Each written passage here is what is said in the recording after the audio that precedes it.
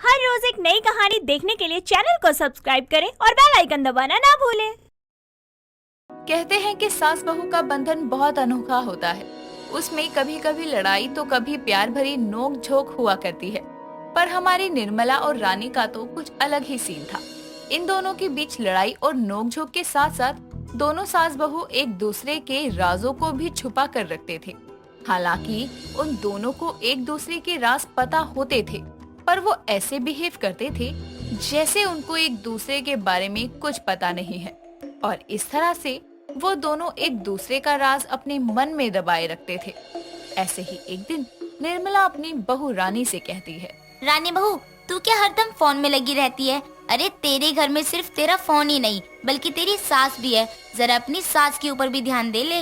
Mummy जी, phone का ज्ञान आप मुझे ना ही देंगी तो ज्यादा अच्छा होगा, क्योंकि अगर मैंने बोलना शुरू कर दिया ना तो आप चुप हो जाओगी।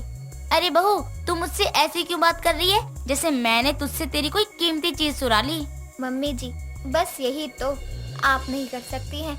अगर आपने इसकी हिम्मत भी की ना तो मुझसे बुरा कोई नहीं होगा। बहू, तू क्या बड़बड़ा रही है? जरा जोर से बोल ताकि मैं भी सुन सकूं। मम्मी जी, आपके सुनने वाली बात नहीं है, इसलिए मैंने खुद ही बोल दिया और खुद ही सुन लिया। वैसे माँ जी, मैं आपको बता दूं कि जो आप मुझे अपने साथ रहने का ज्ञान दे रही हैं ना, वो आप अपने पास ही रखिए, क्योंकि भूलिए मत कि जब आप अपने फोन में लगी रहती हैं तो इस घर में आपके और आपके फोन के अलावा मैं भी रहती हूँ, लेकिन आपको उस समय भी मैं नहीं दिखाई देती। अच्छा जी, मेरी बिल्ली मुझसे ही म्याऊं। बहू, तुम मेरी तरह फोन में लगकर मुझे ये बताना चाह रही है कि मैं गलत हूँ? मैं अपने फोन में इतनी व्यस्त हो जाती हूँ कि मैं तुझे इम्पोर्टेंस नहीं देती। जी हाँ मम्मी जी, आप बिल्कुल सही बोल रही हैं, इसलिए मैं भी अपने फोन को समय दे रही हूँ। अच्छा बहू, चल कोई बात नहीं, माना हो जाती है गलती। चल, मैंने तुझे माफ किया। मुझे माफ किया? वाह सासू माँ, गलती खुद करो और उल्टा मुझे ही माफ करो, मानना पड़ेगा आपको। हाँ तो चल अब चाय बना दे, बिना चाय के गला सूखा जा रहा है। तो ये बोलिए ना कि आपको चाय का नशा चढ़ा हुआ है। रानी बड़बड़ाते हुए अपना फोन टेबल पर रखकर चाय बनाने चली जाती है।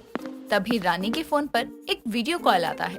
उस कॉल पर लव का नाम लिखा हुआ था। ये देखकर निर्मला खुद से कहती है, इसके फोन पर वीडियो कॉल किसका आ रहा है और इसके नंबर पर लव क्यों लिखा है? जो भी है, इसका फोन उठा लेती हूँ। जो भी होगा वो पकड़ा जाएगा, फिर मैं इसे बताऊंगी। अब जैसे ही निर्मला रानी का फोन उठाने जाती है, वैसे ही वहाँ रानी आती है और अपना फोन अपने हाथों में उठा लेती है और अपनी सास से कहती है, मम्मी जी, किसी का फोन बिना पूछे नहीं उठाना चाहिए। अरे अगर मैं फोन उठा भी लेती तो क्या हो जाता? होता तो कुछ नहीं है, पर फिर भी नहीं उठाना चाहिए। अगर आपको नहीं पता था तो मैंने आपको बता दिया, अब आगे से ध्यान रहे। मुझे मत सिखा बहू, और ये बता कि ये लव कौन है? आपका बेटा। रानी अब वहाँ से चली जाती है। तो वहीं निर्मला खुद से कहती है, बहू, मैं तेरी सास हूँ। अगर तू शेर है ना तो मैं सवा शेर हूँ। मैं जानती हूँ कि तू कोई मेरे बेटे से बात नहीं करती, पर तू बात किससे करती है ये मुझे पता करना है और मैं इसे पता कर कर ही रहूंगी।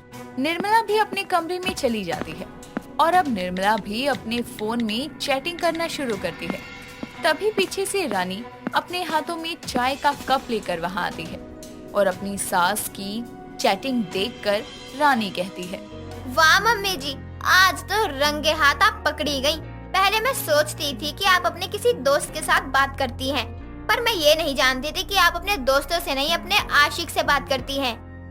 तू क्या कहे जा रही है? तू कहना क्या चाहती है कि मेरा आशिक है?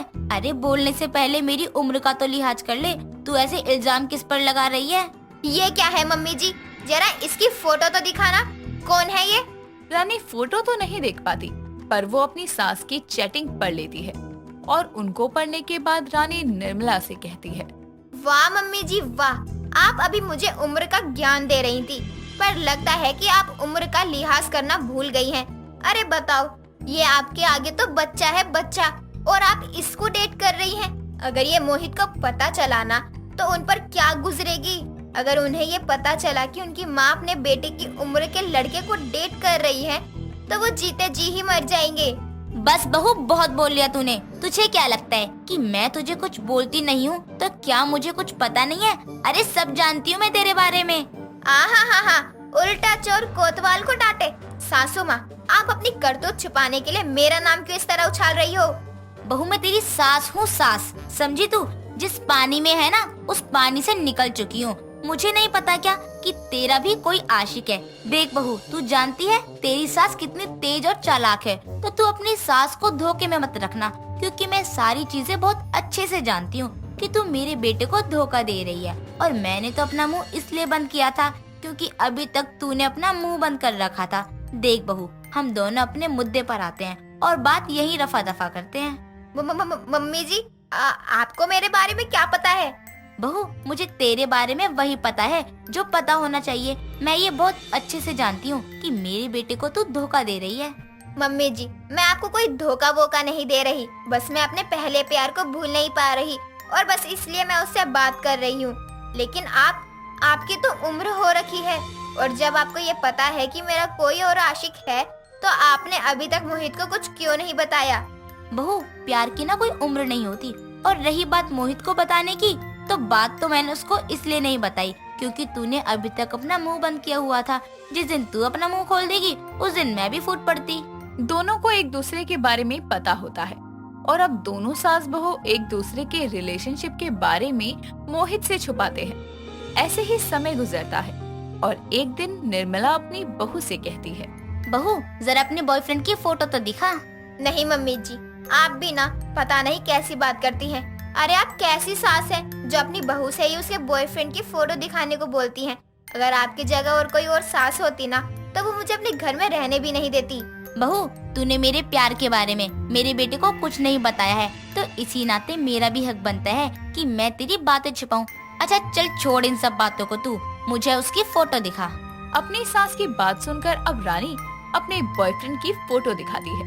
पर ये क्या, फोटो देखकर निर्मला के रंग उठ जाते हैं और उसका चेहरा देखकर रानी कहती है, मम्मी जी क्या हुआ? आप इस तरह शौक क्यों हो गयी? बहू ये तो। हाँ मम्मी जी क्या हुआ बताओ? बहू ये तो वरुण है। हाँ ये वरुण है, पर आप इसको कैसे जानती हैं? बहू यही तो मेरा आशिक है वरुण। क्या? इसका मतलब हम दोनों को ही धोखा दे रहा है ये? बहू रुक, मैं तुझे अपनी इसके साथ की फोटोज दिखाती हूँ। निर्मला भी अब अपनी और वरुण की फोटोज दिखाती है।